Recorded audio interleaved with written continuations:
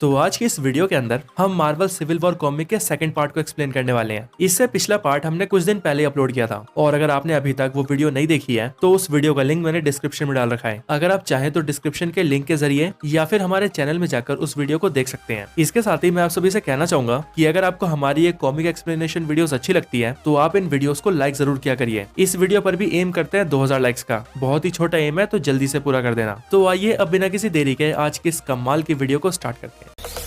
Zombie apocalypse.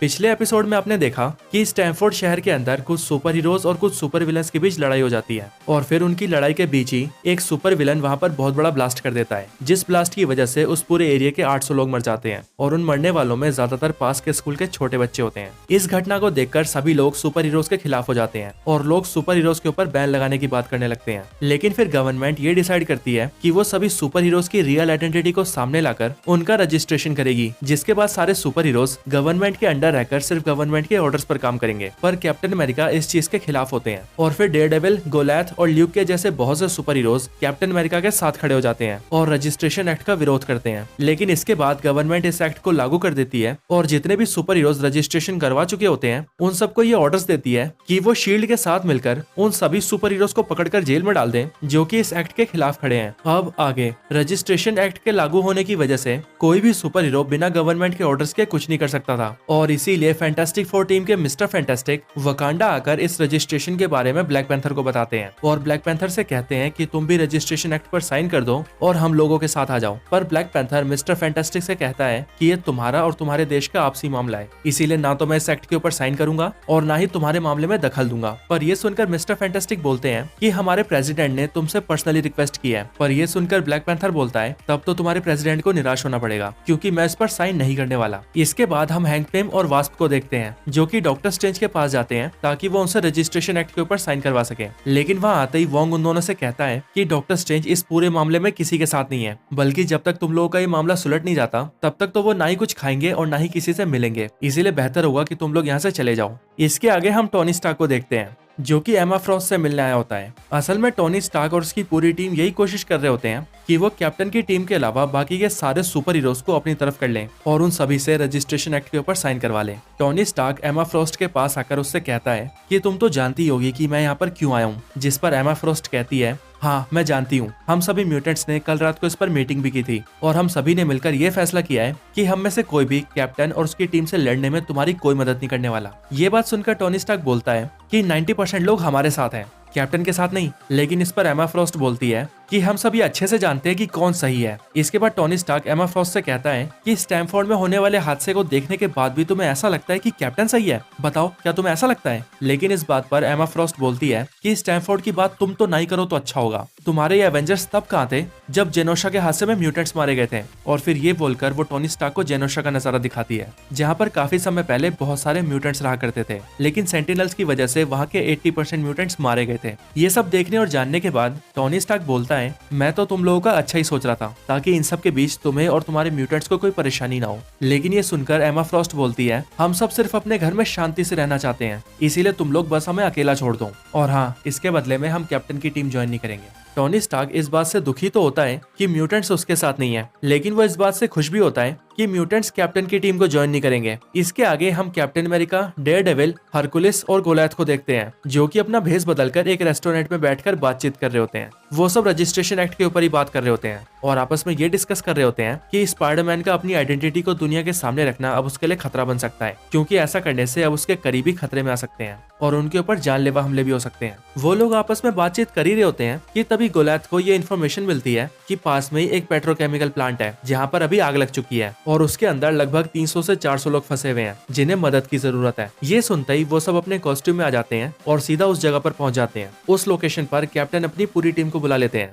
जिसके बाद उस जगह पर कैप्टन की पूरी टीम आ जाती है। लेकिन वहाँ पर आते ही उन्हें एक भी आदमी नहीं दिखता है। ये देखकर कैप्टन की टीम को थोड़ा शक होता है, पर फिर तभी केबल को एक बोर्ड दिखता है जिस पर लिखा होता है स्टार्क इंडस्ट्रीज और फिर वो बोर्ड देखते ही उन सबको ये पता लग जाता है कि उन सबको वहाँ पर धोखे से बुलाया गया है। इसके बाद ही वीकन और क्लोक के ऊपर बेहोशी के डांट से हमला होता है, जिसकी वजह से वो वो दोनों वहीं पर बेहोश हो जाते हैं। और फिर जैसे ही कैप्टन के टीम मेंबर्स पीछे देखते हैं तभी उन्हें वहाँ पर नजर आता है कि उस जगह पर आयरन मैन की पूरी टीम के साथ साथ शील्ड का हेली कैरियर भी मौजूद होता है। ये सब देखकर कैप्टन अमेरिका आयरन मैन से बोलते हैं कि तुम सब यहाँ पर सिर्फ खड़े क्यों हो, तुम्हारे ये शील्ड एजेंट्स हम पर फायरिंग क्यों नहीं कर रहे हैं। जिस पर आयरन मैन बोलता है, कैप्टन हम सब यहाँ तुम्हें अरेस्ट करने नहीं आए हैं, बल्कि तुम्हें एक आखिरी मौका देने आए हैं रजिस्ट्रेशन एक्ट के ऊपर साइन करने का। पर ये सुनकर कैप्टन बोलते हैं कि क्या तुम ये चाहते हो कि हम सब सरेंडर कर दें। ये सुनता ही स्पाइडरमैन बोलता है, कैप्टन अगर अभी यहाँ पर हम सब आपस में लड़े तो उससे हम में से किसी को भी कोई फायदा नहीं होगा, बल्कि फायदा होगा तो सिर्फ बुरे लोगों को। क्या आप यही चाहते हैं कैप्टन? क्या ये आपके आदर्शों के खिलाफ नहीं है? पर ये सुनते ही कैप्टन बोलते हैं, आदर्शों की बात तुम तो मत ही करो पीटर, क्या मैरी जेन ये जानकर भी खुश होगी कि अब उसके घर का पता तुम्हारे सारे दुश्मनों के पास है। इसके बाद आयरन मैन बोलता है, मुझे पता है कैप्टन तुम अभी गुस्से में हो, लेकिन मेरा यकीन मानो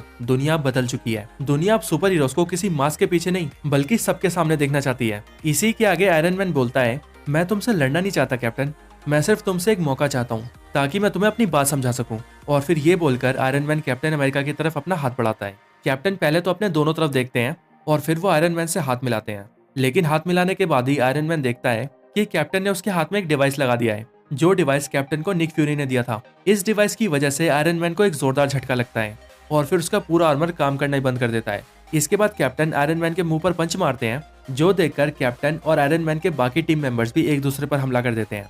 और इसके बाद ही टीम आयरन मैन और टीम कैप्टन अमेरिका के बीच फाइट स्टार्ट हो जाती है।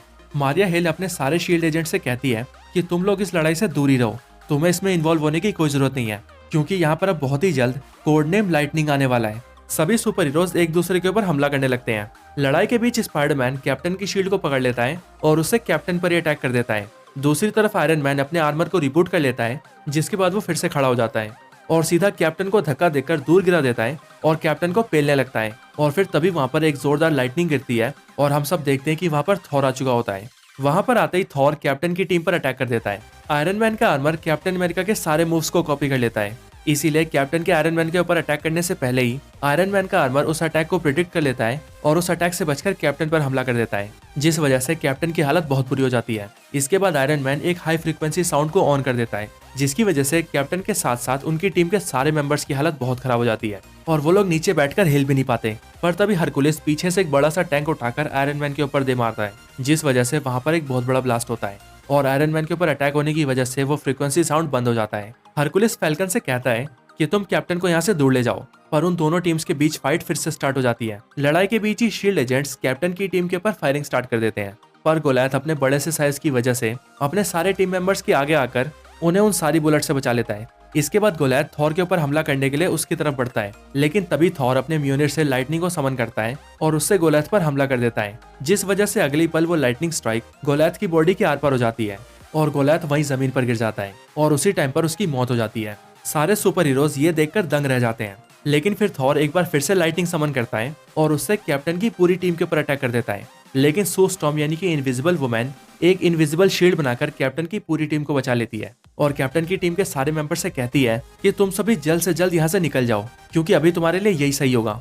इसके बाद एक लोग अपने टेलीपोर्टेशन एबिलिटी से उन सभी को वहां से टेलीपोर्ट कर देता है और दूसरी तरफ मिस्टर फैंटास्टिक थॉर को एक शटडाउन कोड बोलकर उसे बंद कर देता है। इसके बाद ही हैंक पिम मिस्टर फैंटास्टिक से बोलता है, मुझे तो लगा था कि तुमने थॉर के इस क्लोन में ऐसी प्रोग्रामिंग की है जिससे ये थॉर की तरह सोच भी पाए, लेकिन इसके अंदर तो कोई फीलिंग्स नहीं है। इसके बाद गोलायथ की बॉडी देखकर स्पाइडरमैन कहता है, ये सब क्या हो गया? हम तो ये सब इसलिए कर रहे थे ताकि किसी को कुछ नुकसान ना पहुंचे, पर ये क्या है? और यहीं हमें पता लगता है कि वॉचर इन सभी चीजों को ऊपर से देख रहा होता है। इसके बाद हम एवेंजर्स टावर को देखते हैं, जिसके अंदर आयरन मैन की टीम के मेंबर्स इकट्ठा होते हैं। यहीं पर मिस्टर फैंटास्टिक थॉर के क्लोन के अंदर कुछ चेंजेस करता है ताकि जो आज गोलायथ के साथ हुआ वो आगे और किसी के साथ ना हो। यहीं पर स्पाइडरमैन हैंक पिम और वास्प से बातें करता है, जिसमें हैंक पिम बोलता है, थॉर के इस क्लोन को बनाने में मैंने भी मदद की थी, पर आज इसने मेरे पुराने दोस्त को ही मार दिया। आगे स्पाइडरमैन बोलता है, हम सब ने इसके लिए तो रजिस्ट्रेशन एक्ट पर साइन नहीं किया था। इसके आगे हैंक पिम बोलता है, जब एवेंजर्स पहली बार मिले थे तब टोनी को थॉर का एक बाल मिला था और उसने थॉर के उस बाल को संभाल कर रखा था, और आज हमने थॉर के उसी बाल से उसका एक क्लोन बनाया, एक भगवान का क्लोन। पर इस क्लोन में कमी कहाँ रह गई? इसके बाद हम कैप्टन अमेरिका और उनके टीम मेंबर्स को देखते हैं जो कि जख्मी हालत में अपना इलाज करवा रहे होते हैं। टीम के कुछ मेंबर्स सभी को बताते हैं कि हमारे कुछ जख्मी साथी उसी जगह पर रह गए थे क्योंकि वो इतने जख्मी थे कि वो हमारे साथ नहीं आ पाए और उन सब ने हमारे उन दोस्तों को उठाकर नंबर 42 कॉम्प्लेक्स में डाल दिया है जहाँ से निकल पाना अब उनके लिए आसान नहीं होगा। पर इसके भी ऊपर हमने अपने एक साथी गोलैथ को खो दिया है। इन्हीं बातों के बीच केबल कहता है वो लोग कुछ भी कर सकते हैं क्योंकि उनकी टीम के अंदर थॉर है। पर ये सुनते ही कैप्टन बोलते हैं नहीं, वो थॉर नहीं है। क्या तुम्हें लगता है कि वो थॉर है? तुम्हें लगता है कि थॉर कभी गोलैथ को मार सकता है? इसके बाद हम गोलैथ का फ्यूनरल देखते हैं जहाँ पर क्रेन्स की मदद से उसकी बॉडी को दफनाया जा रहा होता है।